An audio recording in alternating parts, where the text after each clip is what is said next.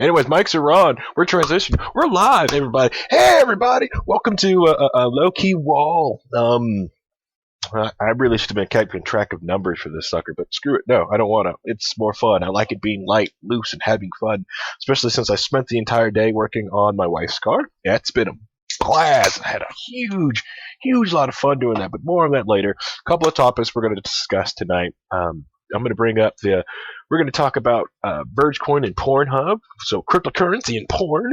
Then I'm going to talk about the whole, more about the Nerve agent in the UK. And then we're also going to talk about some cool, like this LG NOS hack that just came out.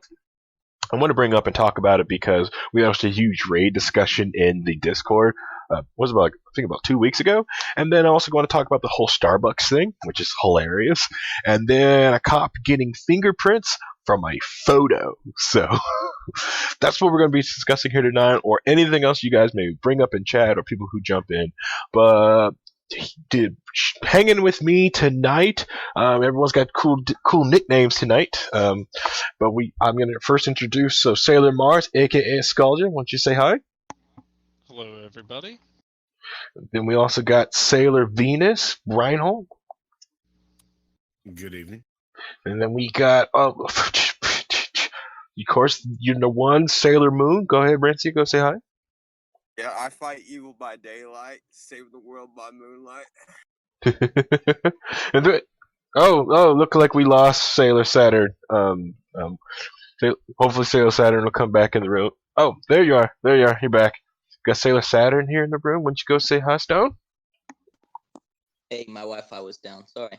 Okay, I was like, oh no, we lost him.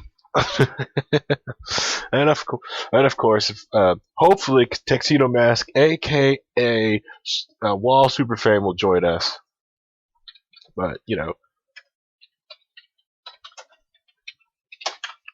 anyway, so that's what we're doing here tonight here on Low Key WAL. Anyway, so today I got to do some work on my wife's car. So she didn't take the Subaru this morning because she hates driving station wagons, and I don't understand, like, hey, you're a mom now, get over driving the station wagon. It's a lot of fun. But so she took the RX-8 to work. So I got to stay at home with Gunther and work on her car, which she told me she just needed brakes. A simple brake job. This should be fun. This should be easy. Little did I know, I popped the, take the tire off, get the car in the air, and the sway bar linkage completely disconnected from the roll bar. And then I also noticed, trying to take the tire off and putting the thing up together, that the tie rod ends are also bad. So, woo! So I get to do all those work. I get to do all that work too. That'll be fun. That'll be an amazing task. I just added more things to my list, and she just goes, "Sweet, now you can fix all that stuff too." But it's okay. It's what I do. I'd rather work on the car than personally do a lot of different things around the house. I'd rather just do that. Of course, like my wife would probably fix the car than cut grass. She'd rather cut grass in the backyard. This way she can just walk around and drink and cut grass. How did she drive and turn the car? I'm curious. The tie rod ends are connected. It's just the sway bar linkage. Yeah, so the sway bar was off. Yeah, so she just had tons of body roll, just tons of it. So that, so I'll get that fixed. That'll be fun. Let's see here. I got Rhino coming in a little. So yeah, that'll be a fun fix. Hey, it's okay. I still gotta, in the RX-8, I've got to fix the rear springs on it, that'll be fun to do. And since I got to take the whole rear out apart to do the springs, I might as well just do the struts that are back there, because it's pointless to take it all apart, just redo a spring when, and put the old strut back on. That'd be very dumb, because with my luck, the strut will go out in a month. And that's a lot of different cars and stuff like that. When I try to tell people, it's like, hey, while you're fixing this, you should probably also go fix this too. It's my friend called me and was talking about how he just a coolant hose popped off his car, and I was like, okay, you did your thermostat while you did that? And it's like, no, I didn't. I was like, dude, like your entire coolant system was drained. You should have started replacing all those easy, cheap parts on your coolant system while your entire system was drained. Like, depending on the age of your radiator, switch that sucker out, because a lot of it you can get for like $100 if it's a small like Honda radiator. The water pump, you can get one of those for $45, and and a lot of motors are very easy to put on. Took that off. Also put the new belt on while you have the whole system apart, because it's so much easier to get down there if all the hoses are gone. And also, might as well flush your heater core while you have everything off. I'm the type of person where like the check engine light comes on and like you go get that checked out. I'm like, listen, if it dies, it dies. It's a Hyundai, it ain't gonna die. So like the engine light will go off. I'm like, see, it fixed itself, Thank you. That engine light has been on for 4 months. Wow. You just gotta just leave it there, huh?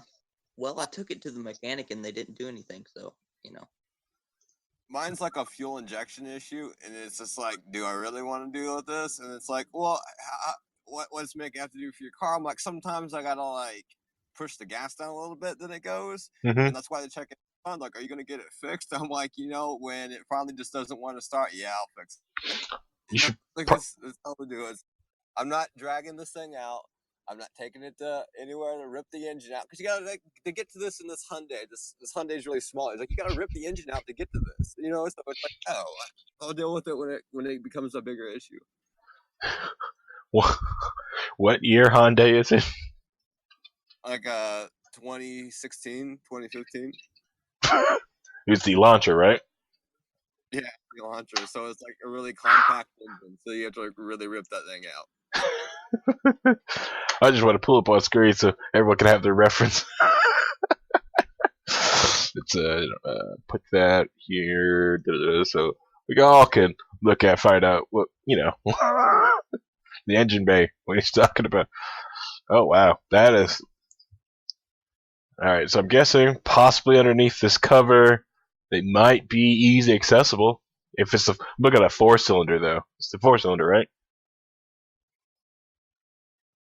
Yeah, it's a 4-cylinder, but everything in this car is set up weird. Like even the battery, like the battery's bolted down, right? Like you can't like replace the battery. Like normally, like in like other cars I had, like a dead battery, I just take the battery out, put a new battery in. Mm-hmm. This bolted down and like hardwired to the back of the car. It's like so you have to hardwire the back of the car and then take like bolt, cut the bolts off to pick the battery out. So it's like a 3-step process to take a battery out, as opposed to other cars I have, which I can just, just chuck it out and dump it into some river or something, I'm not saying you should dump batteries.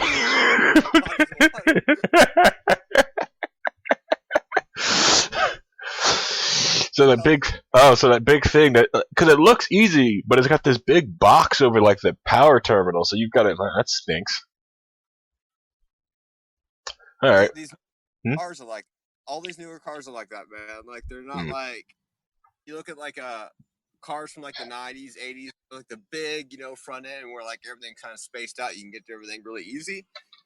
These new cars are so compact and they're so like minimalized in the front end that everything is like underneath everything else. So to get to like certain things like the fuel injection in this car requires you to take half the engine apart.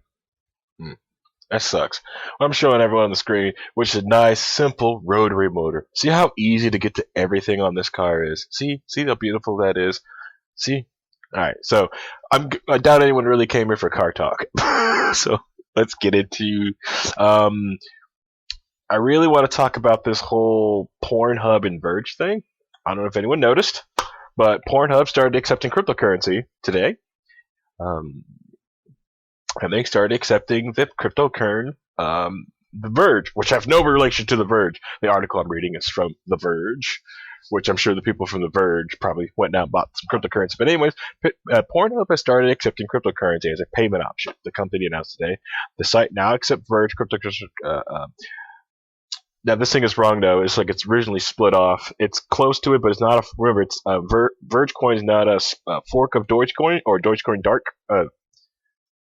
But anyways, Dogecoin in 2014, now users can pay for any Pornhub features, including premium subscription, using Verge cryptocurrency, Pornhub's adult sister site, Brazer, Netaku, and also accept Verge cryptocurrency now.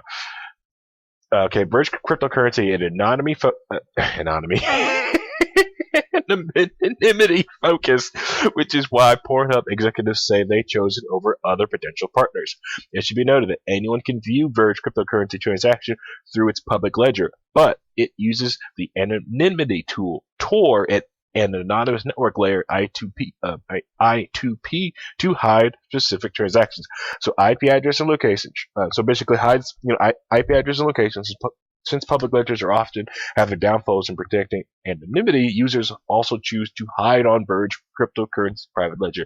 So, reason why I see this as huge, it's big, is because of the simple fact that, one, Pornhub is huge. Regardless of what anyone wants to say, it's like, oh, it's Pornhub. Pornhub is freaking huge. It's a massive website. It has gets a lot of freaking traffic, a lot of videos uploaded to it. Like, when it comes down to, like, anyone who could, like, when people are like, there is a YouTube rival, the only thing that could possibly get close to it is Pornhub. So, the other thing with it, with a lot of people have issues with wanting to get, like, that type of, one, to get porn subscriptions, is one, they don't want it on their credit card because you either have someone else that views their credit card statements, or they feel ashamed because they went out and bought porn for some reason. I don't know. That's that. So you got people in the chat. Yeah, what? How did I notice this? I knew Verge was having. I kept hearing like the rumors of them having like a huge business partner. So I was like, okay, maybe it's overstock, maybe something else. But it being Pornhub, like, whew, that's massive. And the other reason the other reason why I think I'm not giving financial advice, but I think it's silly that if you don't take your drinking budget for the month of May, or just to buy some, cryptocurrency, buy some Verge, just one, porn is huge and porn drives things, and porn and features that you find on Pornhub is you'll find go across like the web and other porn sites. Other porn sites start to mimic Pornhub. Pornhub is different than most other porn sites because, one, you can post amateur porn videos on Pornhub and make money off of ad revenue on your porn video. Crazy, right? Like I said, it is a YouTube competitor for pornography. So if you make your amateur pornography and you want to have the ability to and you can post it on the site, boom. And you can end up making money off the ads. Now, you can also pay for subscription and videos through the cryptocurrency, so you can enjoy it with complete anonymity. The other reason why this is valuable, because with like FOSTA and SESTAs going around and shutting different things down, but this past month, a payment service to a lot of different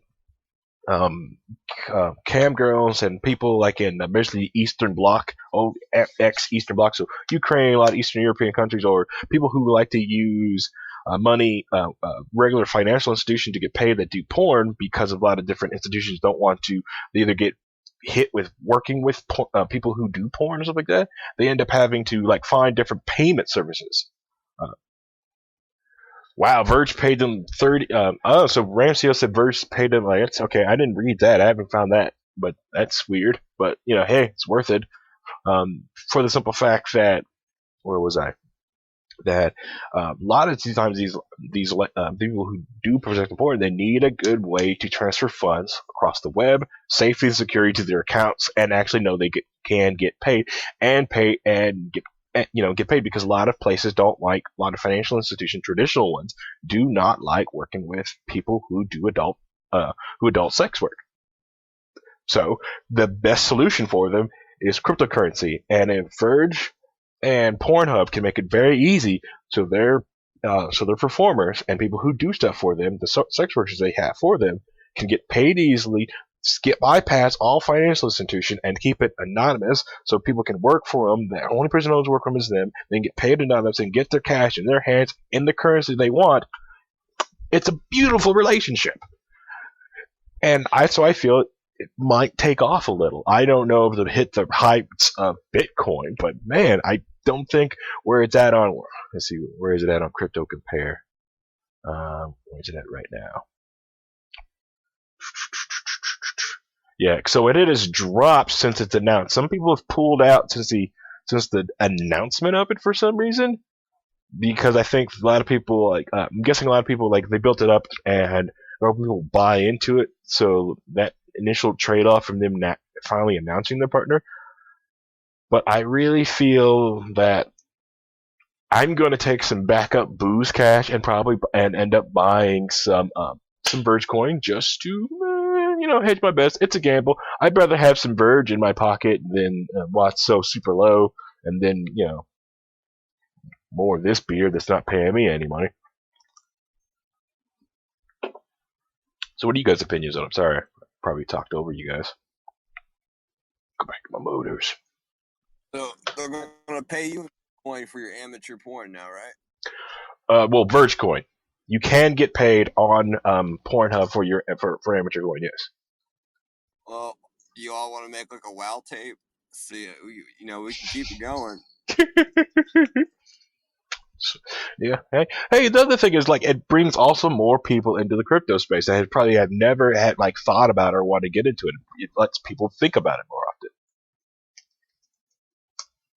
And some of the comment section, Stone.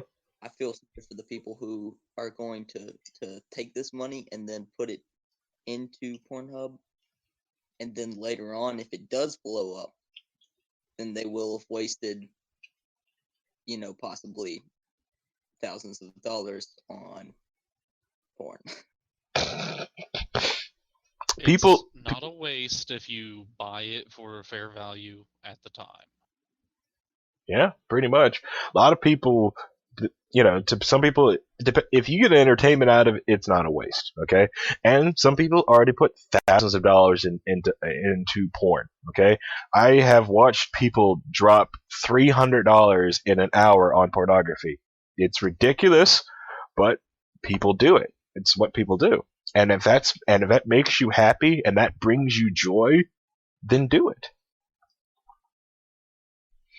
I'm just saying that they'll be kicking themselves later if Vergecoin does explode and get, There are probably tons of different people that have kicked themselves when some early adopters, some of the people that were taking Bitcoin, like some of the porn stars that took Bitcoin early on, and give some. I'm glad I didn't, because I'd be really kicking myself that I basically, in real terms, spent $1,000 to someone. If I gave him a coin, that'd be very hurtful. But that's also gamble of the market, because it could also went down too, so you don't know. But the same thing could happen to American dollars, overnight, a lot of currency. Yeah, it's constantly happening to American dollars. Don't kid yourself. That's true too. Yeah, in both directions, depending on what's going on in the world. I remember the one year students went to France. They made out like bandits because of how strong the dollar was, and the next year they couldn't do anything because the dollar was weak the next year. So it's all in how it's currency, man. It's how it works. Right, home? Speaking of which, do you guys know of any places where I can buy precious metals? You want to buy precious metals? It's going to sound like an ad. Well, one place I like getting my precious metals from is rrbi.co, or Roberts and Roberts Brokerage. They are a Bitcoin preferred gold site or precious metal site.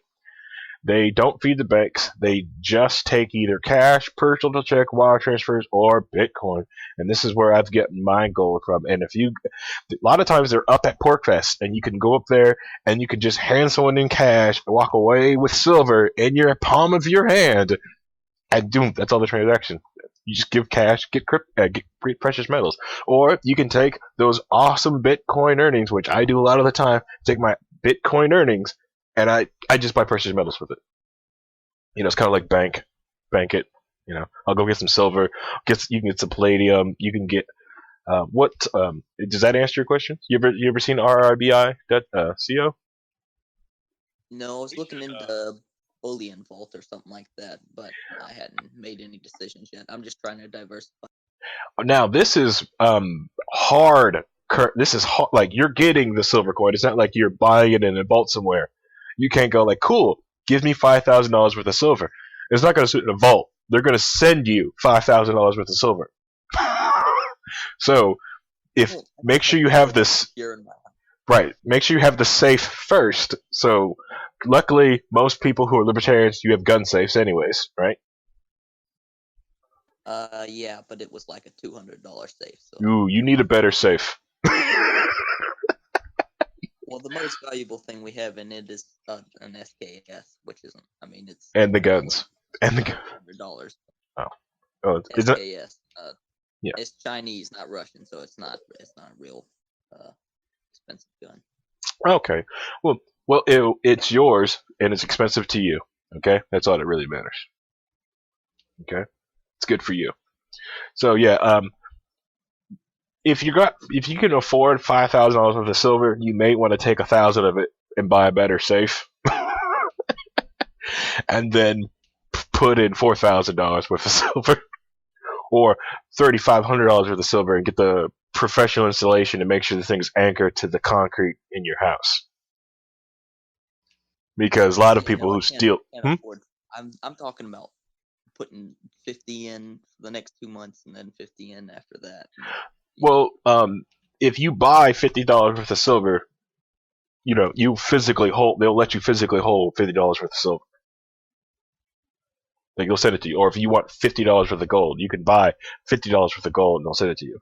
Like 90%. That's like half an ounce of silver. Yeah. Right? And I Yeah. don't know how much it would be of gold. What, for $50 worth of gold, silver? It's at like $175 an ounce, isn't it? Yeah, you can get a 1 ounce silver eagle for $20 right now. Oh wow, dang, that 20, is cheap. $20 American dollars. So you're $50. So you basically get like 2 silver eagle coins. And how pure is that? It's 1 troy ounce of fine silver.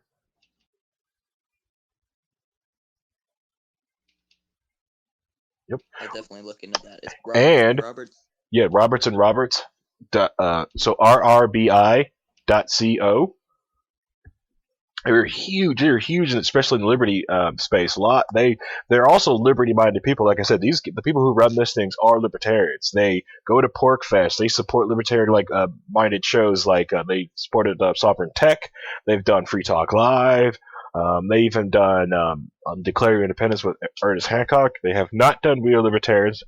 They're not sponsoring us. I have just used their service.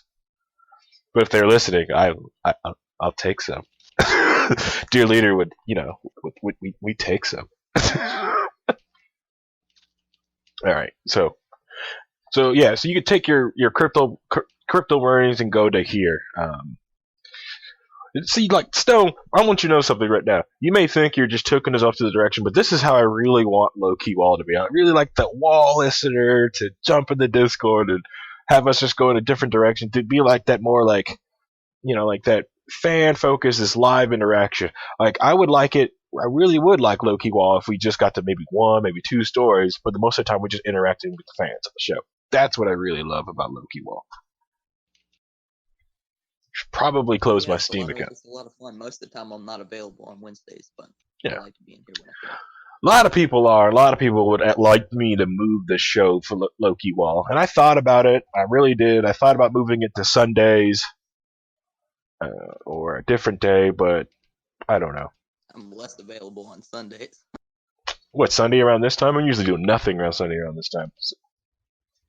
I've got an 8-hour shift on Sundays at the meat department at Kroger, so that's fun.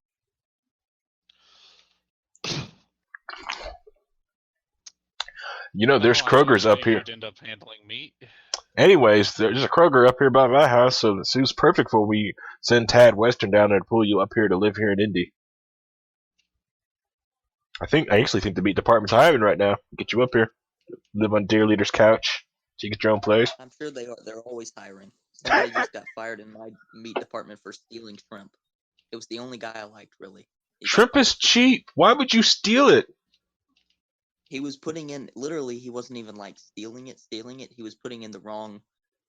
They have something called a PLU, which is what identifies what type of shrimp it is. Okay. So he was putting a PLU in for a shrimp that was like a type of shrimp that was like $2 cheaper a pound.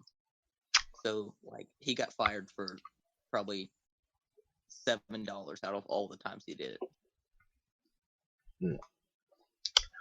Okay. Technically it's theft, but anyways. So he got fired for stupidity, is what you're saying. Yeah. Well, no, he knew what he was doing, but That doesn't mean he wasn't being stupid. that's true. That's fair enough. Oh, Jackie says my shows are on Sunday. See, I stopped watching after a few seasons of that show you're probably talking about. I don't watch that. I stopped watching. Sorry. After the cannibals. Anyways, sorry. Watched too many black guys get introduced and watch the old black guy die from the same episode. It's always worse. Can't watch that. Well, talking about TWD. Yeah, TWD, or The Walking Deaf. I'm sorry. When they were in that tunnel and shooting guns, I'm like, oh, come on, you guys are deaf. I miss Bob. Bob was one of my favorite characters. I believe that's what you're talking about. The other thing I want to know is, of all the places to be in the zombie apocalypse, why would you stay in hot Georgia with no air conditioning? Well, technically, the zombies would have rotted a little bit faster in Georgia. Like Yeah. if they had stayed in Georgia, they probably would have all decomposed at this point. Sorry. Yeah, which I'm shocked. Like, I almost want to go back and rewatch it because Morgan is still alive. You're right, Morgan is still alive, which is like shocking. It's shocking. Back to the hard-hitting journalism, which is pornography and cryptocurrency. Verge's XVG token is witnessing a classic sell the news trade. The privacy-focused token ran into offers after the news hit at the wires of 10 EST that Pornhub, the biggest website in the porn industry, would accept XVG as mode of payment, officially putting an end to rumors of a breakthrough partnership that have been in the air since late March. Developers have been doing their best to fan the flames, billing the announcement as one of the biggest cryptocurrency collaborations to ever hit the market, and investors respond by pouring money into XVG by the rumor, pushing it to a higher more than 300% in the last 2 weeks. Now that the partnership is officially confirmed, however, the token has taken a hit, possibly due to the profit-taking sell the fact.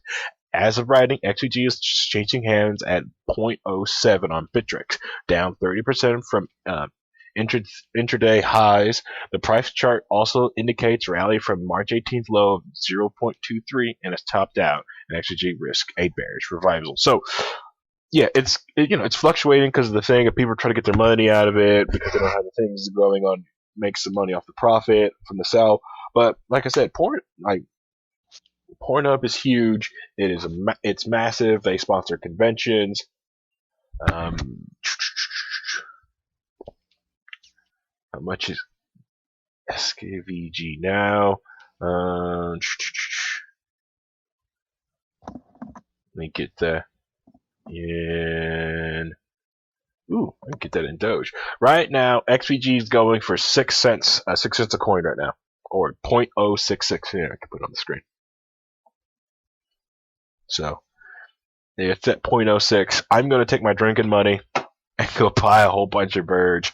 One, if I needed to, I can go watch some really high quality porn with it at the end of the day. If anything else comes out to it, if it blows up, because I always get the attitude, like the same thing would happen like the VHS versus Betamax. People go with their porn money, and Pornhub is such a big, it's a big swinger when it comes to in the adult industry that it could get people to move that way.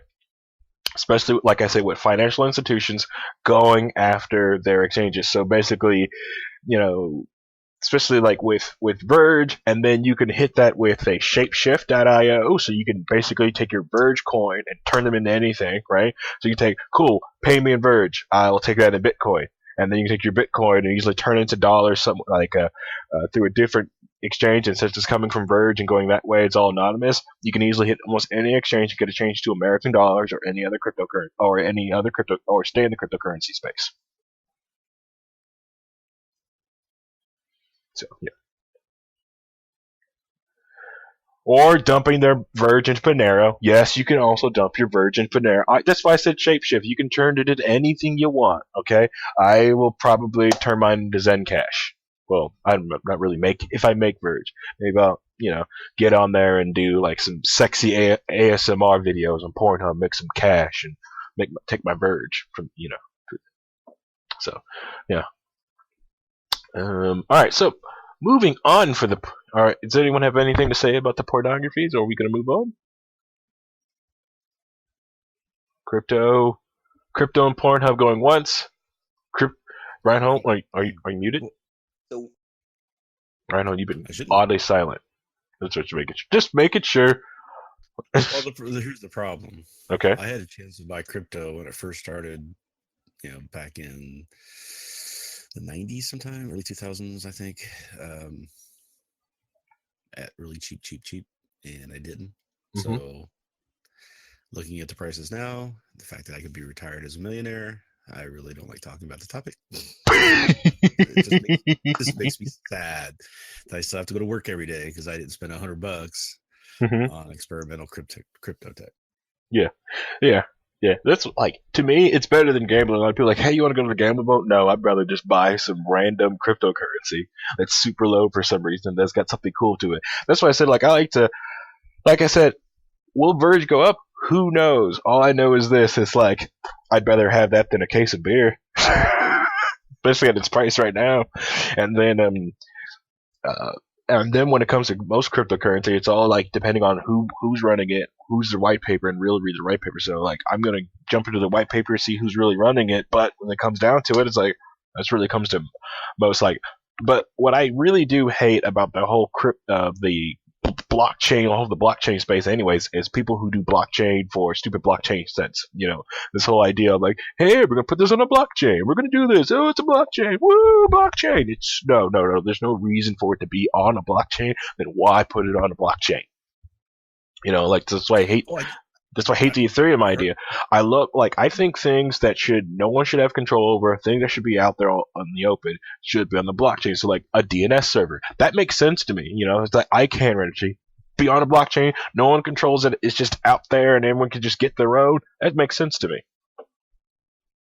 Well, here's the fun part. I just heard about a story where, I think it might be, I don't know where this is taking place, in some city, in some larger city, where they're trying to create ID cards for all the homeless people to have, and the e-cards are QR coded to a blockchain backend. Boo, IDs, boo, IDs on blockchains, boo, ID, boo.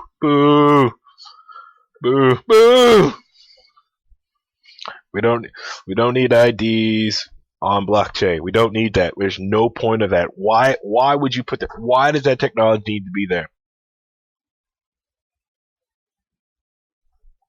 Anyone? It used to be all about anonymous, right? Right. One, be anonymous, but two is like, if you're just going to create a database for people's names, just create a database. Why do you need a blockchain? Well, this way, what? You can't you get a Raspberry Pi and run a simple database on that thing. So and just sit in the corner, run off 2 amps of power from a USB thing. So what's your freaking issue? What's your damage? You just put the word blockchain in there because you're hoping to get stupid blockchain investors. All right, get off that real quick. It was Austin, by the way. I double checked it. It's Austin, Texas. I thought you could say Austin Peterson. I was like, oh. Okay, I see it now. I'm not clicking on that because I want to leave the crypto space. All right, so what do you guys want to do? Starbucks, drug fingerprints, or the LG flaw, or Russia? One last thing. I've been studying. For those of us who aren't as computer savvy, where exactly do we go to purchase the Virgo or whatever it is? Oh, the Verge coin? There you go. Yeah. You can go on. You just got to go to your favorite exchanges that has in it. I'm not going to say an exchange on here because I don't want to say an exchange and then they do something squirrely the moment I say an Get raided exchange. by police. Yeah.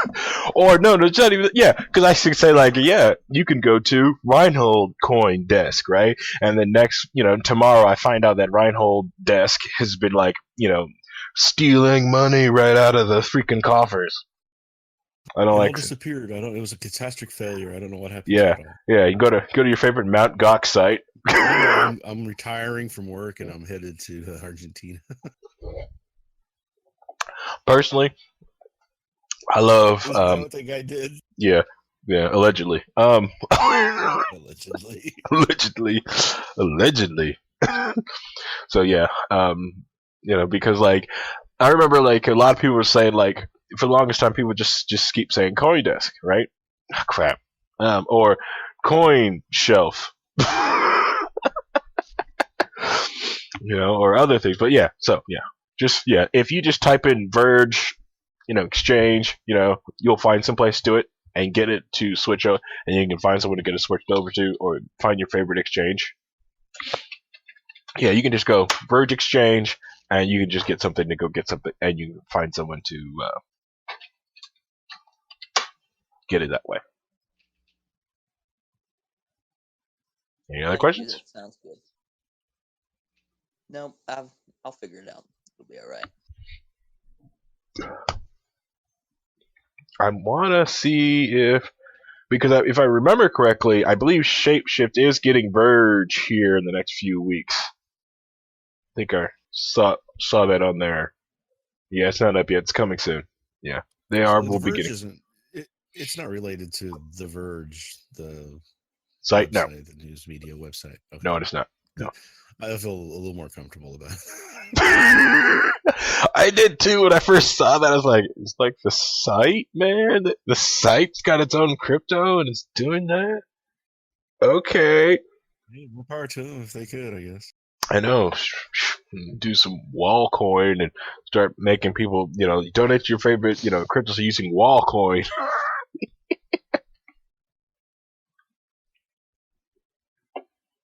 All right, so we're finally leaving the crypto space and let's go to Russia. Let's all go to Russia because we're all Russian agents, Oh yeah, COINTELPRO agents do, yeah. Also all COINTELPRO. That's an inside joke. I'm sorry. I really, no, we're not going nowhere near that garbage fire. So I have been doing a little research on this, and it's very murky. This whole thing. All right, let's not bury the lead. All right. All right.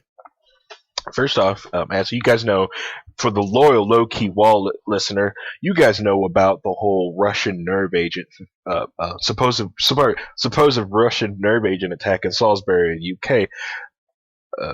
Well, like we said before, like, hey, this doesn't make any sense. This whole, thing doesn't make any sense. So, like, we're starting as the weeks go by. Woo! I got some bits. Thank Jackie for the bits. Jackie saw me donating my bits. Thank you. Woo! All right, so that's gonna get clipped. Anyways, so where was I? The bits distract. So over the weeks we discovering new things. New reports come out. New people go over and start looking at the. They start analyzing the sample from the chemical weapon that was used. The other thing is, but before they really got analyzed, really got reports put out, the UK government and a lot of different European countries, including the Ukraine, woo, 99 bits from Brian Holt. Thanks, Brian Holt. Thanks for the bits. Woo! Let's see. Where was I? You guys just want to see me dance. I know. Where was I? Crap baskets. Anyway, so UK government, Ukraine, different European Union countries, and United States all start to expel Russian agents out of their country from their embassies.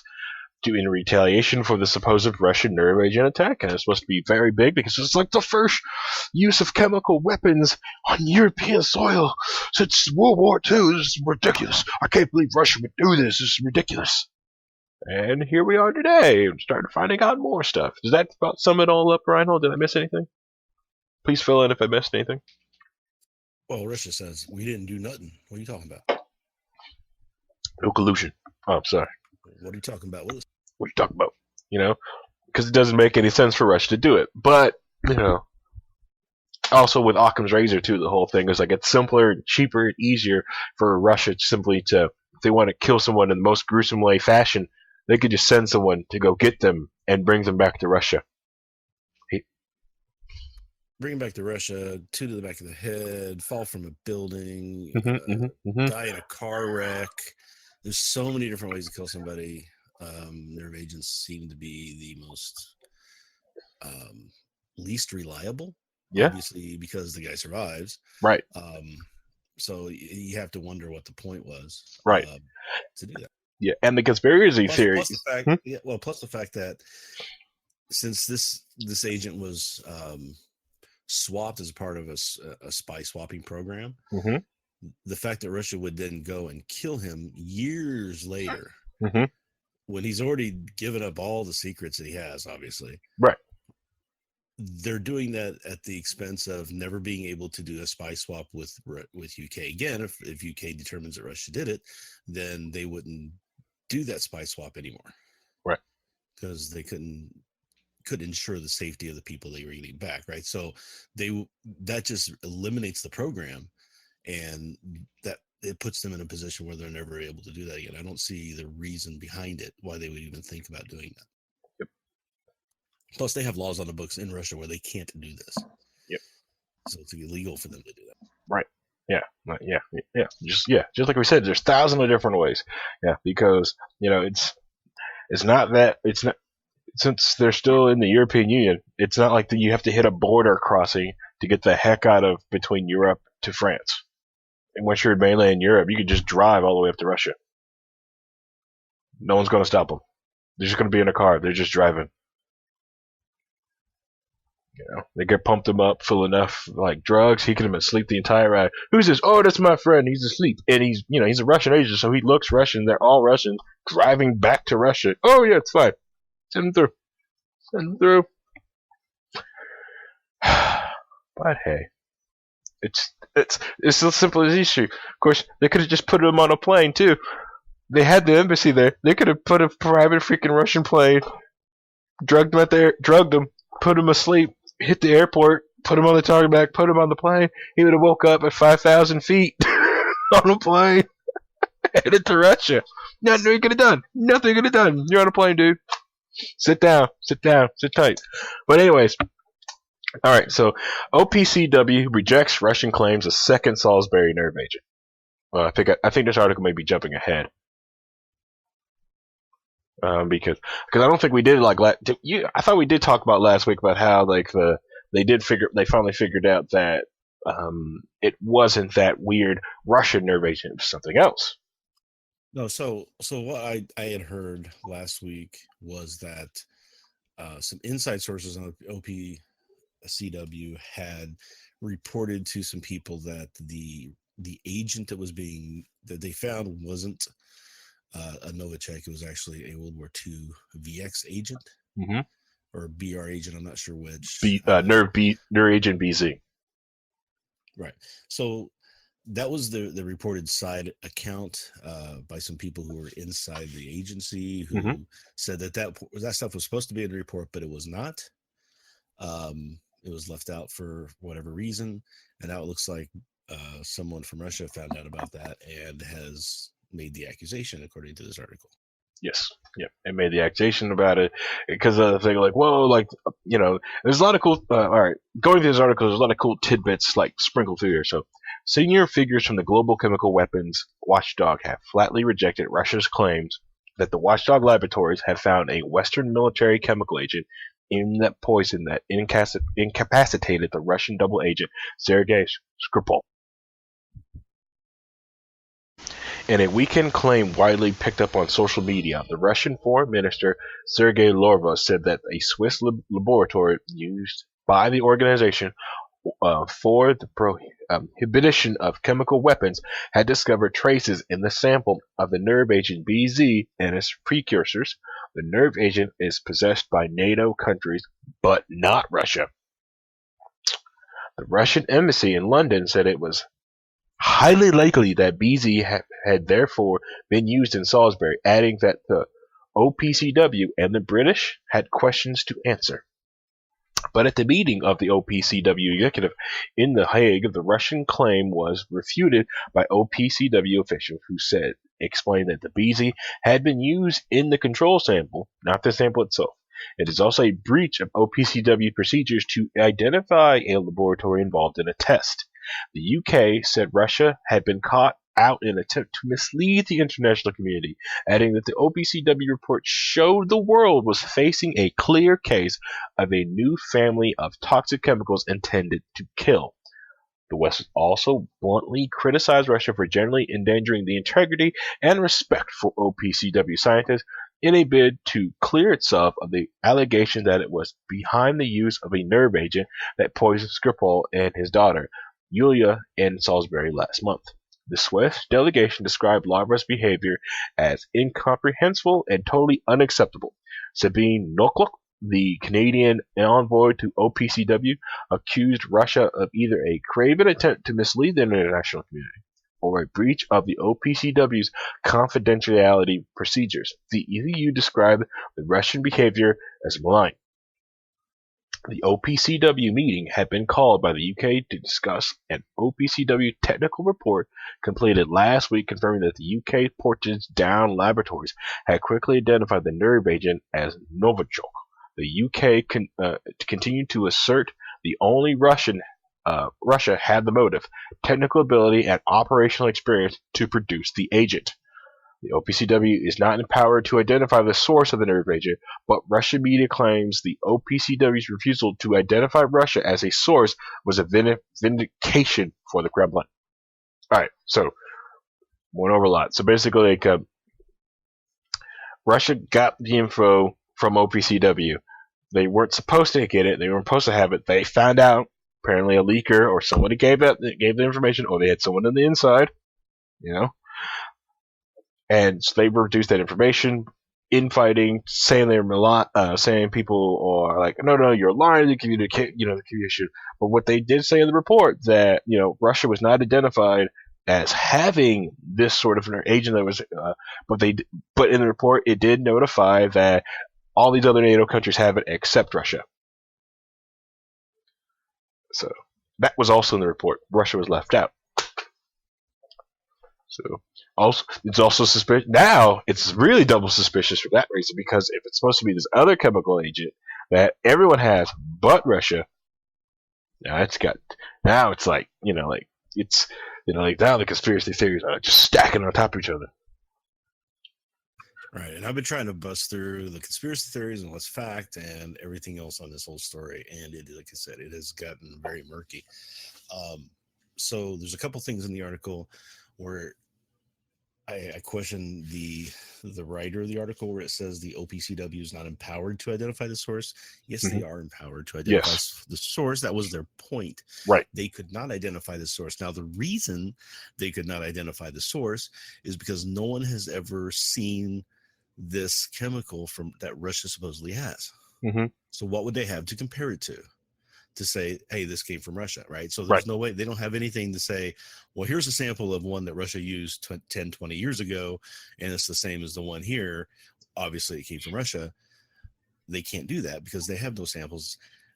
Now, Boris Johnson had stated in an interview that, and the company who did this, did the investigation on it, was Porter Downs. Porter Downs is like 8 miles from where this took place. That fuels other conspiracy theories, by the way, later on. But Boris Johnson stated that in an interview immediately after the attack that Porter Downs did have the sample to compare it to, right? And now he has to backtrack that because he was wrong. They did not have that because no one has it. To the point where some people are saying that there's no proof that Russia ever created these Novicheks. They just were kind of looking into it, but nothing had ever come from it. The only sources they have of that information are a couple former Russian scientists who said they worked on it. Well, we have former scientists who say they went to Area 51 too, and that they had UFOs there. I mean, that doesn't mean that what they're saying is true. So, what is the hard evidence? What's believable? That sort of thing. Now, and this is where it gets fun. I did some research on this, and apparently, they have identified some of the chemicals, the Novicheks that they were working on, that they said that these agents had said had been developed. The only other state entity who has successfully created these types of Novichok type of nerve agents in 2008 was Iran. And those got put on these Novicheks aren't on the banned chemical weapon list because there's no proof they exist. The ones that Iran created were added to the banned chemical weapons list. Now, this wasn't apparently one of those chemical weapons, but they're using the statement that this had to be a state agency because the amount of work it has to go in to develop it. So it must have been a country who did it, which I've heard before is the same excuse that Russia broke into the DNC because the hack was so technical that it could only have been a state agency, right? Yeah. Because apparently hackers, you have to work for the government in order to be good. So there's all this stuff floating around. One of the conspiracy theories is that this agent that got induced, this nerve agent, right? He might have been working at Porter Downs. He's only 8 miles away, got it on himself. And that's why it was on his door handle and his car handle. And that's how him and his daughter got sick. And the policeman who first noticed them and came over, and he also got infected. So that's another conspiracy theory. Whoa, that's deep. That's deep. It makes more sense. There's a whole bunch of different things that could be going on here, right? But there's nothing. Whoa. What they will say, what UK has said, is that the identification of this nerve agent is not the only thing that led them to believe that Russia was the one who committed this attack. But have they released what some of the other information was? Apparently there were 2 communications that people at a listening post intercepted back to Russia. One of the communications has not been released, but the second one has been. That one stated simply, the package has been delivered. Really? Now, does that mean now? I think there's probably more information tied into the first one that's not been released. That might be a little more detail wise, but they said they went back, and because of this happened, they went back and looked at the last 24-hour communications, and they ran across this other one that stated the package has been delivered, which they're attributing to this. Now, the initial suggestion was that there was a Russian on an airplane that had come in and left again in a short period of time, that he might have been the one to be the person to have applied this. They've alibied him out. He is no longer suspect, so he wasn't the one who did it. So they're still trying to find out who the person was who did it. They're looking at Russia only because of the communications that they say lead them to prove that it's Russia, which they haven't released all of those communications yet. So could it be that this guy was conspiracy theory land? Could it be that the guy was working on some sort of illegal chemical weapon and sneaking it out to Russia and getting it to them? That's a good one. That's the one on the plane or whatever. Yeah. Well, no, not on the plane, but no, I'm just saying, like, you're right. He's mishandling it and was trying to get it out, like, haha, we caught UK in a little candy trap trying to make this chemical. Look at what they're trying to make. Well, I mean, possibly, but why would he do that? He's he worked for he was a double agent, so he Yeah. has no ties to Russia. He was he's Yeah. basically Yeah. but then again, his daughter called someone in Russia a couple of days ago, and there's some information in that communication that he was doing better, and then they didn't release that information for 2 days. So that he actually is getting better. The communication came out 2 days earlier. He's a former Russian citizen. Don't they have family in Russia? He's still a Russian citizen. Yeah, they have. He's dual citizenship. With the package delivered a Mother's Day, birthday present. The package could have been delivered. So the guy who they found on the plane, who came and then left again, he could have been delivering some sort of state secrets to somebody in an embassy, and then left again. Who knows? And that could have been what the package delivered meant. I have seen nothing to tie it to the Salisbury incident, but that doesn't mean that it hasn't. I mean, I'm still going under the assumption that we don't know enough information yet to say one way or the other. Yep. Logic tells me that it doesn't make sense for Russia to do this. Just like it didn't make sense for Assad to gas his own people 2 days after, or when we're getting ready to pull out. Somebody wanted us to stay there for some reason, and I'm sure it wasn't Assad, and I think that was the whole thing there, but there's still no proof, right? So the question then becomes, what's the technical fact that they find in those reports? I cannot find the report anywhere. I cannot find the actual OPCW report to read myself. All I find are people referring to what the report says, which they were given as a press release, most likely. Right. I haven't actually seen the report. I don't know why I can't find the report. If it's a UN report, it should be made available, I would think. Right. But, since it's going state to state carry, they're trying to use all these state secret things to keep everything so secret and hush-hush, but they don't go after places and do all this threatening, which it stacks on all this other bad stuff that just doesn't make any sense, especially with the Syria thing, because it puts Russia in a very dangerous spot anyways, to begin with. Anyways, to Russia's credit, they have been saying it's not us. It's not us. It's not us. It's not us. You guys, there's no way it could be us. It's against our laws to do this. We did not do this.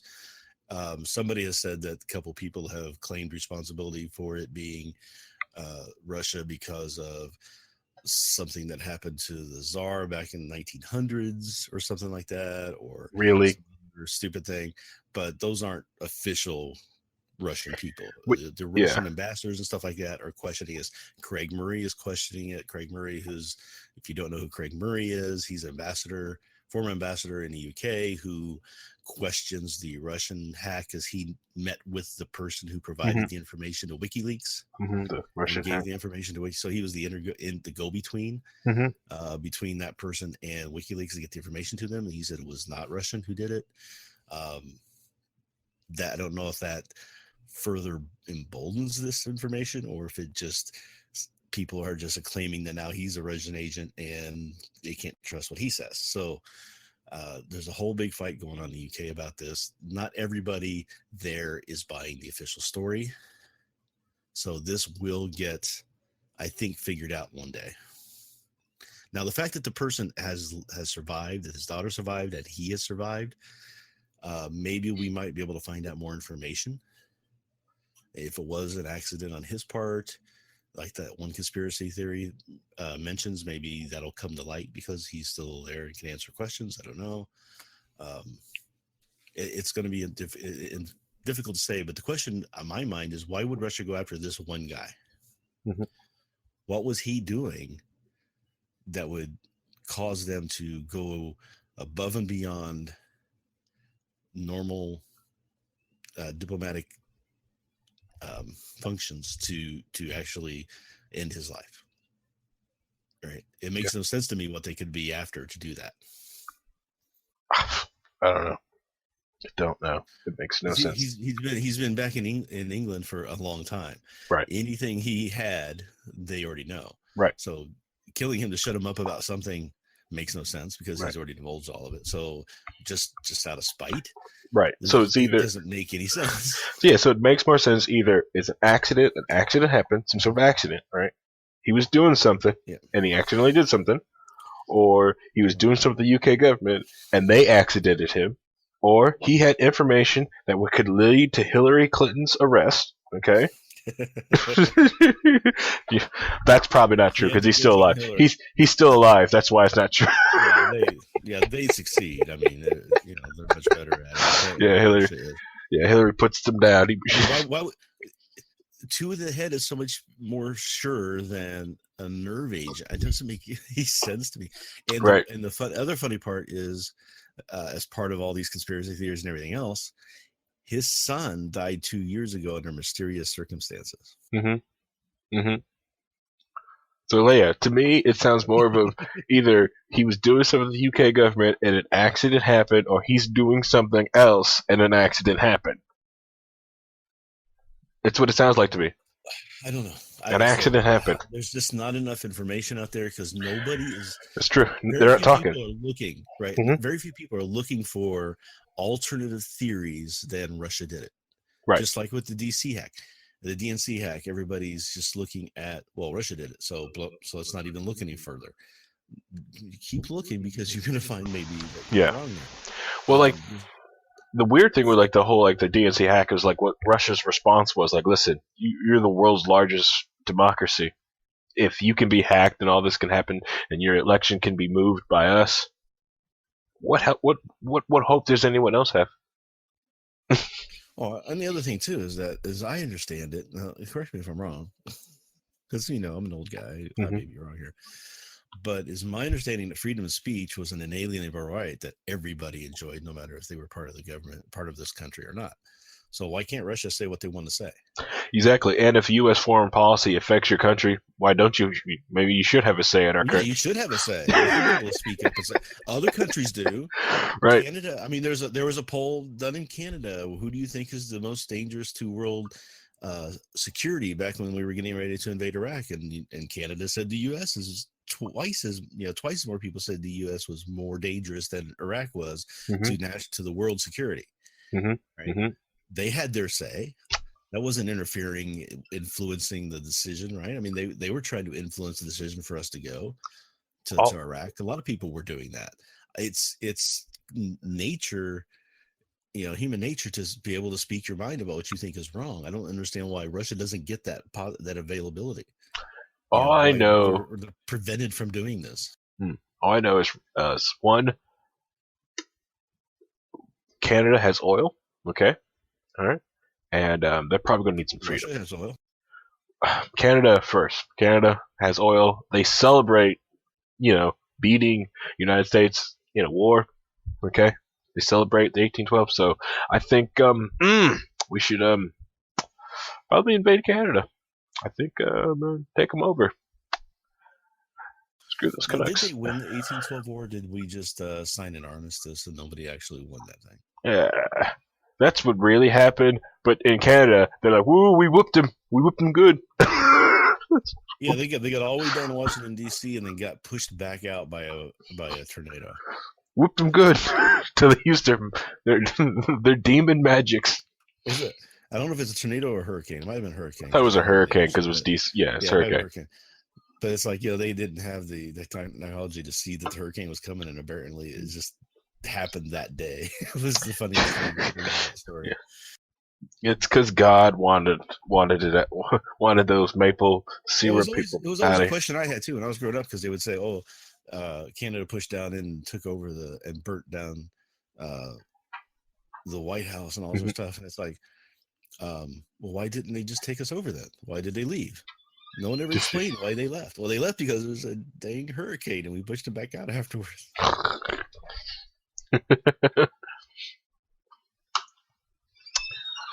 Well, that's why Ascology has been quiet. Ascology has been playing some Paladins. All right, Like I said, there's just so much going on here that I would really like to see some of these news organizations really step up and question the official narrative. That's what newspapers used to do, was question the official narrative and look for the government's lying to you. They don't do that anymore. They just take it as this is the official word. This is what they said. So here it is, the truth. Right. It's like, When Yeah. has that ever been the case? When have we ever got the truth out of any government? We never get the truth out of Russia. We never get the truth out of the United States. We never get the truth out of the UK. They're all lying Well, I because will. it's politics. We'll probably find out 2 years later after the events have happened, and it'll probably be a WikiLeaks cable, just like we found out all this stuff, like the 9/11 pager stuff. We found that out through WikiLeaks. Someone's going to link Or it. just the Mexican American war. We find out how many years later we find out that was all Bullcrap. created. Yeah, It's created. like Yeah, the Gulf of Lusitania. Cotton. The Yeah, Lusitania. We find out 30 years later that we were kind of doing what they said we were, and putting munitions on that ship. yeah, we were doing that. Yeah, it's sorry, our bad. We could probably do an entire episode of Low Key WAL of stuff we found out 10 years later that the government was doing bad. They were doing bad, clearly doing bad. This is not like conspiracy theory. They were doing bad. Pig stuff, Mhm, right? mhm. I mean, they were going to. The CIA was going to attack and kill Americans Mhm. in order to convince the United States to go to war against Cuba. Yeah. Oh yeah. All right. So before we get to we're hitting the 120 mark, I do want to get on this one thing. This one's really cool. The from the Hacker News, this is really, really cool. I thought this one was interesting because of the stuff about network attack storage and network storage period, because storage is fun. Okay, there's a lot of the which I read on storage stuff a lot of the time because, all right, I gotta say this and get this off my chest. I really, really hate when lefties or anyone who criticize a lot of libertarian stuff when they say the whole how can I put this? The invisible hand of the free market, right? Oh, the invisible hand of the free market, right? What they don't, which a lot of tech guys, the reason why a lot of tech guys see that and move on with that statement is because it's the same way when we look at someone and go and we say the cloud. It gets me when you say the invisible hand of the free market and they want to question and get into nit and gritty of that. But if I just say the word cloud, they'll accept it as gospel and walk off from me. Until they're like, no, you don't understand. You want to hear about the nitty gritty about where your thing is actually stored? Because it's not going to be like at just a server that's in City, Kansas. You're going to have bits everywhere, okay? Sorry. Again, yeah. Sorry. Side tangent. I get upset when I see people like say like invisible hand of the free market. This doesn't exist. It's some sort of gospel thing. And we'll talk about that later. Anyways, back to the critical storage. Anyways, critical unpatched RCE flaw disclosed in LG network storage devices. So if you have an LG NAS device, you may think about removing its ability to connect to the internet. So yeah, if you've installed a network attached storage or a NAS device manufactured by LG Electronics, you should take it down immediately. Read this article carefully, then take appropriate action. Protect your sensitive data. A security researcher has revealed that complete technical details of an unpatched critical remote command execution vulnerability in various LG NAS devices, models that could let attackers compromise vulnerable devices and steal data stored on them. Woohoo! LG's network-attached storage NAS device is a dedicated file storage unit connected to a network that allows users to store and share data with multiple computers. Authorized users can also access their data remotely over the internet, which is really, really cool. A lot of people use these as backups, but it's either a backup or it's a storage facility. Not both at the same time. Yes, a NAS can be a backup, but if you're using it as a storage, you should have another NAS and use that for storage, and then have another one for backup. Don't do it for both. Don't put all your eggs in one basket. We should probably do a whole episode on backups. Anyways, put it on the idea pile.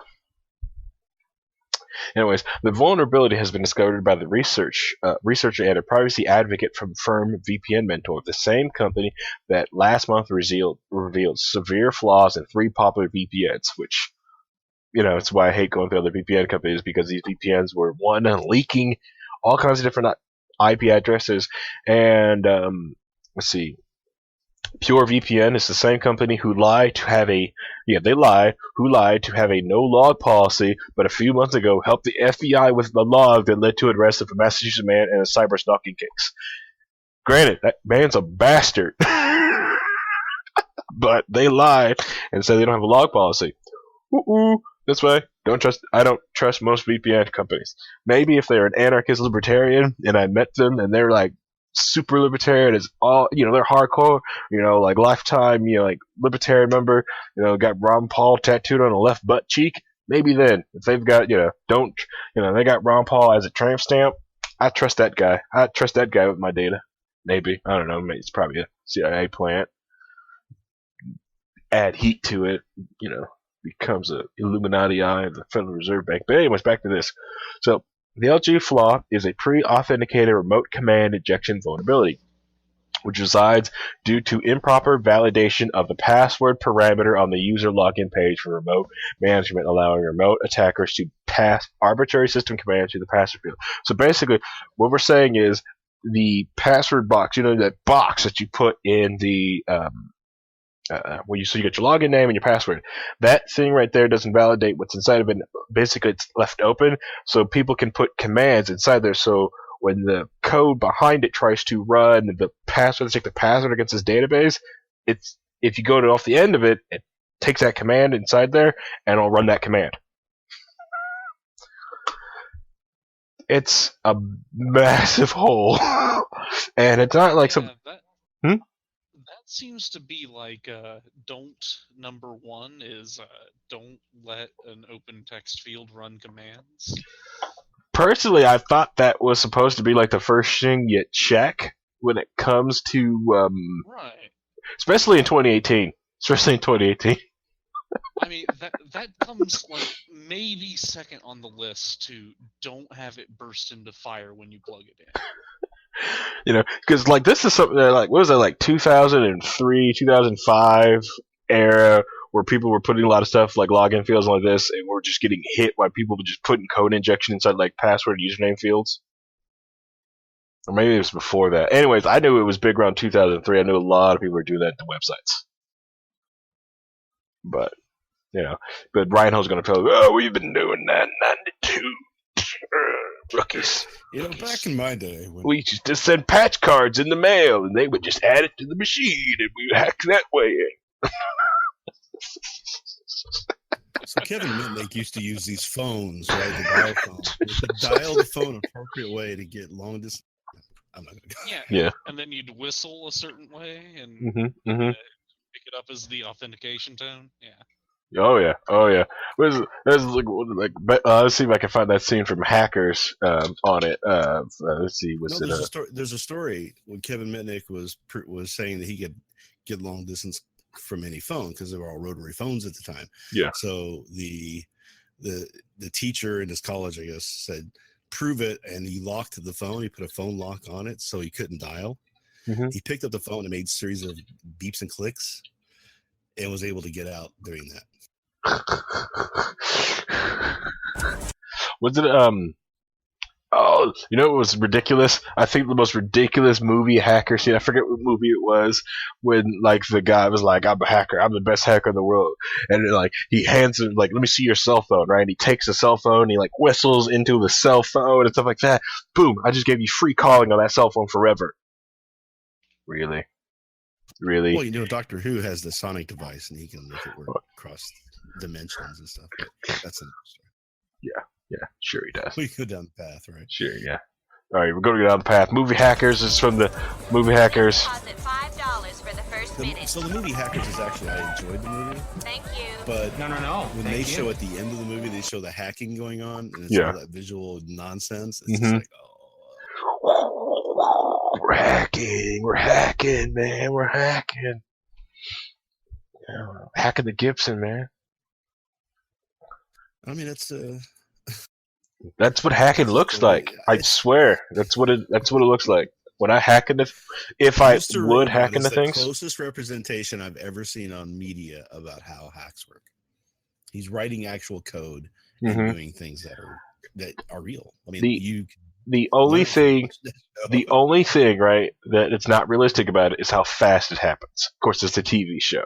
True. Yeah, he's a You know, super like hacker, so yeah, whatever. But there are some scenes with it where when he goes like, okay, they're using WPA2 encryption. It'll take me a little over a week. I'm like, okay, good, thank God. I thought he was gonna like hack into WPA2 in an hour. I'm like, oh goddamn. well, if the old what was it called? I can't remember what it was called for the old Wi-Fi protection that was you can hack in 7 minutes now. WEP? WEP, No, WPA and WEP. No, you can do WEP on your phone in seconds. There's a WEP cracker on your phone. You know, that's like the first thing when I went to did work for Rupert's kids. He had WEP protection. I was like, why do you need to fix this? And I go, cracked. All right, I'm on your network now. I'm like, so what? You're on the internet? Like, dude, like Rupert, man, I can like get on anything, and it looked like that you did it. I can sit here if I wanted to. I can get on 4chan and just troll for hours, and it'll look like you did it. It'll look like you're the troll. The moment someone traced me back. Hey, it's Wicked Kinder. Hey, Wicked Kinder. You missed the pornography in the cryptocurrency. Now we're talking hacking. Which And the Russia stuff. In the Russian stuff. I do have one more thing on the Russian thing at the end of the show. I'll tell you about. Okay, fine. We're getting 15 minutes until the end of the show. All right, it's okay. We got 15 minutes. You know, it's okay. Everyone's thinking like maybe. I'm thinking like. Sometimes I feel like I'm going so late here on Wednesdays that I'm missing some people, and I probably should go earlier on Wednesdays. But I don't know. All right, we'll play around with it, especially like now that I've got like we're actually going to be like like full-time work schedule starting next week. I'm not doing a whole bunch of like independent contracting stuff, so I'm gonna have to play with my schedule anyways, depending on what's going on. Anyway, so as demonstrated by the researchers in the following video, which we can watch the video if you guys want to. I'm kind of scared to play it because I don't want to Twitch to be like, oh, you're just showing people how to hack when it's just it's a news article. I'm not showing anyone how to do anything. As demonstrated by the research in the following video, attackers can exploit this vulnerability to first write a simple persistent shell on the vulnerable storage device connected to the internet. Using that shell, attackers can execute more commands easily, one of which could also allow them to download the complete database of NOS devices, including users, email, usernames, and MD5 hashed passwords.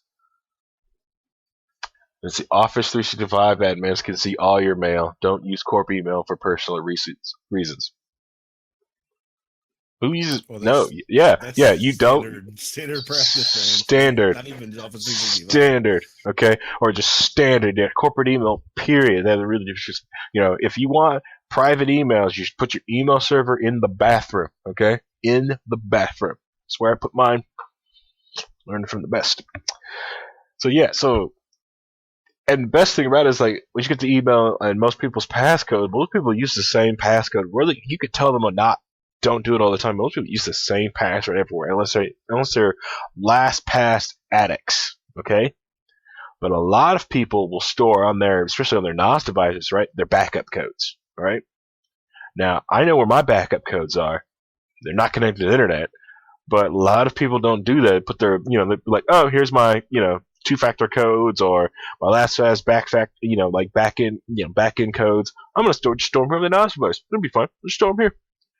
It's RAID. It's RAID. I don't have to worry about losing it. It's always there. Just store it in your Pornhub account. Yeah. Oh yeah. Yeah. I like to make sure all my drives are wiped. Just gotta wipe the drive. Wiped. You mean like with a cloth? Yeah, that's what it They're is. in the bathroom. Yeah. Go wipe them clean. Okay. Yeah. RAID isn't a backup. Nope. Okay, put that. You can use it. RAID? No. RAID is not a backup. RAID is not backup. It's a RAID means of is a storage. to protect you from failures, right, and a way to eliminate the need for a backup if you're able to recover it from the RAID. Backups still need to be taken. Correct. It's a storage. I have been in a situation where a RAID failed drastically, and we could not. I mean, 2 of the 4 drives failed. We lost everything. Ouch. Now, but was you using that as storage? or just as a backup? We were so the story go. We were implementing a new system. It was written in an Oracle not Oracle, but it was written in an object store database, which not very many people know. Quiescing the database was something we were working on doing automatically, so we could do a backup of the quiesced database. We hadn't done it yet. It was all supposed to be development stuff, so it's not anything we needed to get a backup for. Unfortunately, nobody had backups of their work, so it could have been $1 million hit if we had lost those drives, and we hadn't got a good backup of it yet. So we were able to contact OnTrack, send the drives to them. They originally came back, said they couldn't recover the data. We begged and pleaded for them to try. They said, well, there's some things we might be able to try to do if you're willing to let us do it, because it might cause us to screw up the drives if we do this. We gave them the okay because we couldn't get the data back anyway, right? Mm-hmm. So we let them do it. They were able to recover the data, and everybody kept their jobs. Yes. Raids is Thank you, OnTrack. They're not a sponsor. They will get a shout out from me. Yeah. All right. Yeah. Because, granted, a lot of people do use RAID as a crutch, as a backup. I don't have to back the system up. I will give you that, But a lot of people do backups wrong, too. I've seen people that will use a backup of a 3 terabyte drive, and they just put it on a shelf, and they pull it off a shelf and put it up, and they just switch a drive that's sitting on a shelf. It's just a hard drive.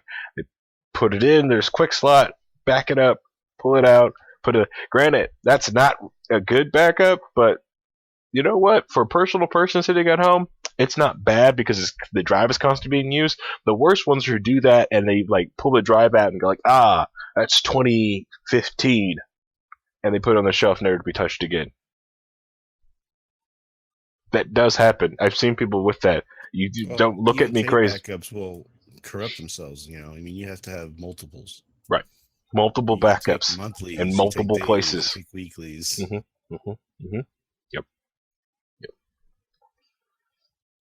Everyone's starting to Thanks, Brian. Thanks, Wicked Kender. Thanks for showing up talking about backups. And thanks, guys. Most auditing requires 5 minutes to go. Oh, here we go. Back. The RAID argument's back. Finish this discussion. No. Oh, man. Because we all fall asleep. Is the RAID discussion first off? You have to have side backups too, in case you have a fire at the building or whatever. You gotta have off sites. Yeah, that's Iron Mountain is one of the companies. That's one of the benefits of having if you have it working with a company that have multiple sites in different states, is that you can easily just cool.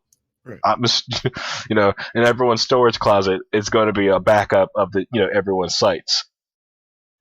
Right. So a lot of companies will do the data center, then they'll have a disaster recovery site or DR site, mm-hmm. and that's where they do their backups too, right? So they also have the requirement that they can bring up that DR site within a certain amount of time mm-hmm. in case there's a catastrophic failure identified or claimed at the production site. So yep.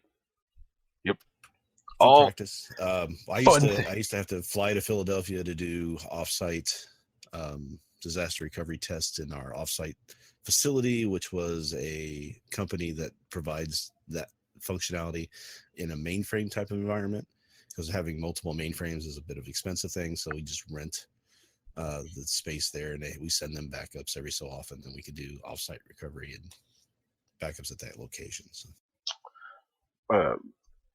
Let's a moment of silence for Wicked Kinder. Says, I work in K-12 education. I can barely get them to change the tape. I just throw my hands in the air and tell them to cough up the cash for a cloud backup. He is using tape backups in 2018. There's something to be said for tape backups in 2018 still. As a sense of security, and you're Blu-ray disc. I have all of this saved and everything else. Yeah, but tape lasts longer. Did it a Blu-ray disc? Do you know what the failure rates on Blu-ray discs are? They get hot or something. They warp a little bit. It's scratch. Oh, you scratched it. You're done. Sorry. Versus tape. Tape is really hardy. You'd be surprised. All right. Or what about what is it? The Stone CDs. The Stone. Oh, I'm not. No. We're not doing this. We're not doing this. No, not again. No. No. Hell no. T-Rex. Back to the nuts article.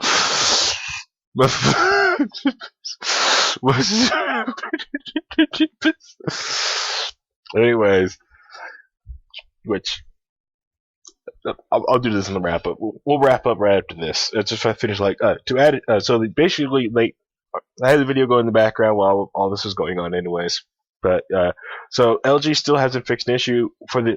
I don't know if they have. The article hasn't been updated yet, so they could have patched this today. I doubt it. Well, they could have. Honestly, they could have. They could have patched this today and sent out. But so if you have an LG device, people are going to apply that patch. Yeah, apply their patch. And this is also shows you the danger of IoT device, because if this was just a simple IoT device with no storage, no processing ability, or no way to send an update to it, or some run-of-the-mill Kickstarter group, you just bought a brick. Your brick is just pull the drives out, build your own. You're done. You're done here today. All right. Well, who puts their NAS device anywhere near the internet? Oh, a lot of people do. A lot of people love that for some reason. They love I can connect to my Plex server at home. Oh, I can watch all my videos and save them on my phone anywhere in the world. Look at what all I can do. See, okay, so P&P is awesome out there. So who cares if somebody steals your movies, right? So if you put that data there, that's fine. Don't put any sensitive material on that NAS. You keep that stuff behind your firewall, off the internet. Yeah, UP&P is awesome. Everything should be UP&P. UP&P. Oh my God. I know. I'm gonna be. every time you get an Xbox or something, you turn it, like, we're gonna use UP&P. I'm like, no, you're not. I'm turning that off. No, you're not. No, you fucking not. You know. Thankfully, they started making that disabled by default. Oh man, it used to be enabled by default on everything. Mm-hmm. Like, no. Or I really love the WPS buttons. This is awesome. Or I got this stupid, Lacey keeps asking me, why do I turn off this stupid printer? Because it's got this wireless card on it, hey, I'm wireless. I connect to the wireless and help people out. I'm like, this thing is just broadcasting its own wireless signal, but it's connecting to mine. Why is it broadcasting its own ad hoc network? I'm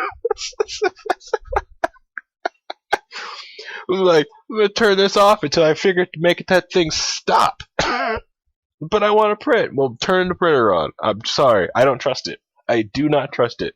And she gets frustrated, so I'm probably just going to create a separate, subnet for it so it's not touching my stuff, because I don't trust it. Sorry. I'm just like that. Anyways, oh crap, basket.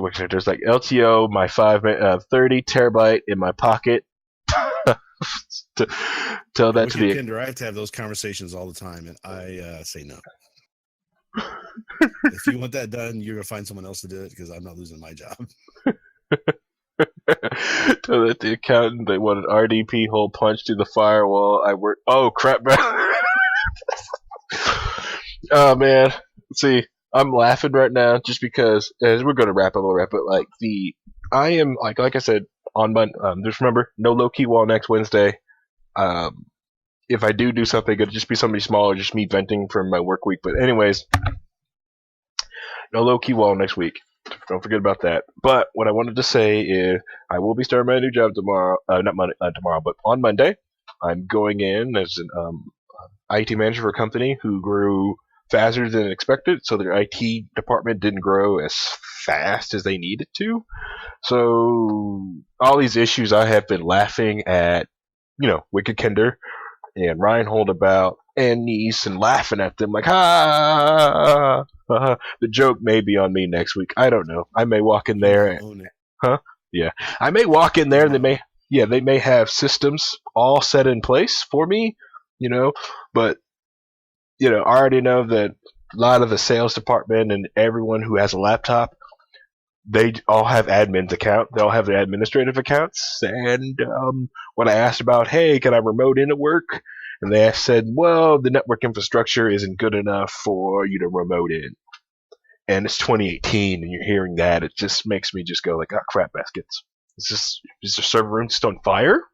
Is the server room in a bathroom? Who knows? Who knows? Who knows? So I can only walk in there and hope that the server is from this decade. The switches and the firewalls are from this decade. I'm also going to hope that there is backups in place of something, let alone all the hundreds of possible sales laptops that are out there in the wild. Yeah, I don't know. Like, they just literally told me there's just like at least 30 laptops out there, and all these sales admins have admin access to it. And I'm like, so I already immediately know none of that is probably backed up. All that information, hopefully, they all use like a centralized, CRM, and that's backed up. I hope. I have hopes. So that's another reason why if there will be a low key wall next Wednesday, it'll just be me drinking and sobbing into the microphone. So, anyways, right on you. If you want to go ahead, wrap up. I figured you'll be long too. Do you want me to go into this one little last thing on the Russian thing, or do you want to just save it? Okay, go into this last thing about Russia for Wicked Kinder. He missed most of it, so it's okay. All right, so this is from a source called Russia Insider. Mm-hmm. Take this as you will.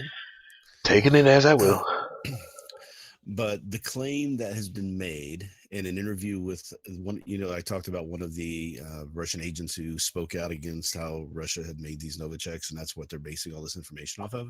Mm-hmm. One of them's last name is Mirzanyov. Mirzanyov, I think is how you pronounce it. Mirzanyov. He was interviewed about the case. And what he said was only the Russians developed this class of nerve agents, and said the chemist, they kept it and are still keeping it in secrecy, which is what May said in Parliament. Everything, okay, great. There's only one problem with this. Mm-hmm.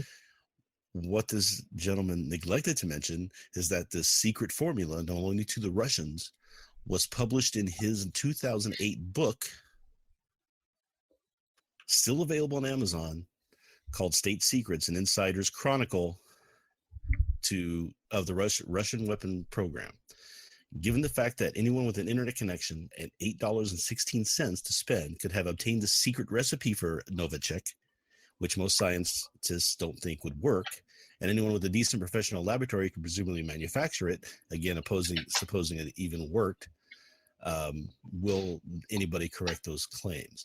And what they've also done in this article is printed a picture of the chemical formula that is posted in that book. So you don't need to buy the book.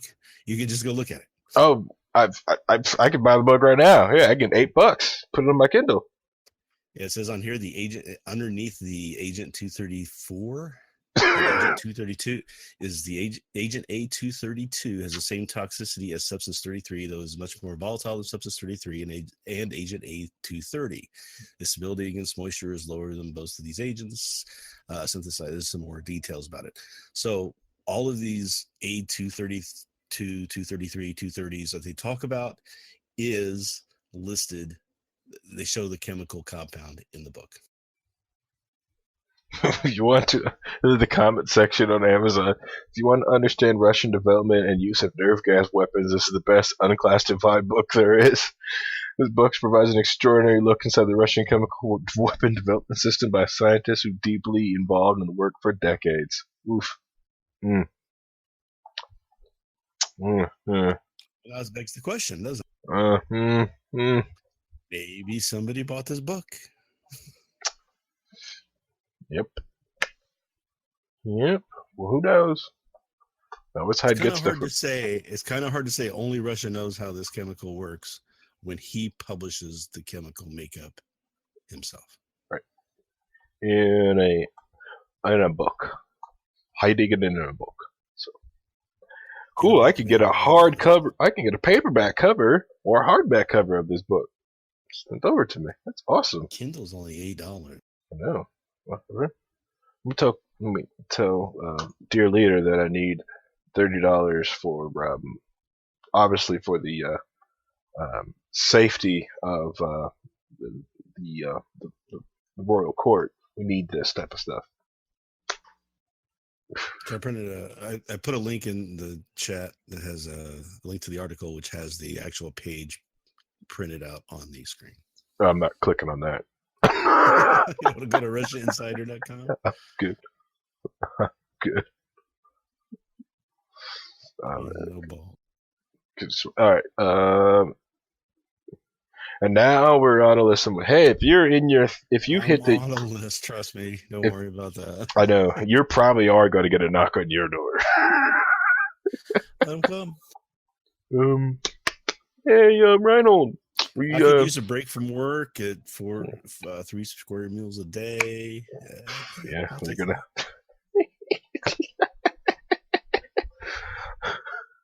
Just to see you disappear, and then we end up seeing you back on Paladins. Like, you ain't gonna believe this. Mike Pence plays Paladins. He's badass. He uses Maeve. He's such a troll.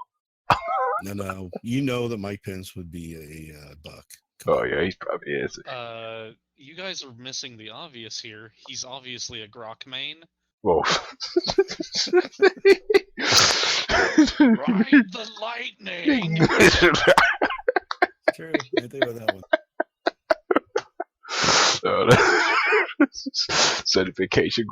All right, Paul, you want to wrap up? The only thing I have to say right now is that everybody, like all these people online right now, are scrubs, and I am mopping up so much. Thanks for paying attention to the. That's because you don't have the knee CLO holding you back. Yeah, that NISA ELF sucks. Like, I'm badass. Oh, that yeah. Like, I originally thought I sucked at that game until I get NISA out of the party. Like, I'm a beast. Cannot be stopped. I thought I sucked with flanks and damage, but without Nice, man, I can just go around and just kill. But anyways, that's Paladin talk. Man, I really need to start streaming when we play Paladins. That's our Friday. Yeah, that's our Friday night. Yeah, me too. Paladin talk. Yeah, Paladins talk. Yeah, I probably like when we do our like in between games here on the nights. I probably should be like streaming that so you guys can at least come hang out and see what we do. Or just like come and ask. Streaming them too, if you didn't mind. I just know that sometimes we have conversations that. yeah, we do. Yeah, that's the other thing. Especially when we're in queue, we do have political conversations. We probably should start streaming that. All right, so thanks everybody for tuning in Low Key WAL on this Wednesday. Like I said, next Wednesday will not be a show, and if there will be, it's just me on this microphone drinking and crying to you guys. Or I might be, or if I may be drinking champagne in a celebration and everything is fine there, and I was so worried, or they just gave me this bleak view just to see if I really just wanted to work or not just come in and take over something awesome. That's the other thing I'm thinking. Maybe this is a whole play just to see if I'm willing to come in and do work, and no, everything is fine. They just want me to maintain. Like they don't want some loser to come in and, like sit on their butt and maintain. They want someone who's willing to come in and work. Keep thinking it. Damn. It's okay. I've got the entire WAL tech community behind me who's going to help me through this issue. They also got their hands out wanting money for it, so I understand that too. By the way, that would be the first company I've ever seen that way. What, ran perfectly? Everything ran perfectly? Yep. Or I was going to say ran like crap. Granted, I usually get called in because all heck's breaking loose, but I haven't seen one yet. So, all right. So, like I said, thanks for tuning into Low Key. Well, I'll see you guys in 2 weeks. Bye, everybody.